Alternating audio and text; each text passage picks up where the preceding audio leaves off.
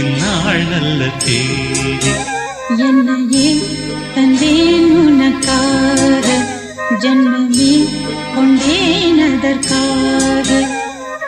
நான் உன்னை நீங்க மாட்டேன், நீங்கினால் தூங்க மாட்டேன். சேர்ந்ததே நம் ஜீவனே சுந்தரி, கண்ணால் ஒரு சேரி. சொல்லடி இந்நாள் நல்ல தேதி.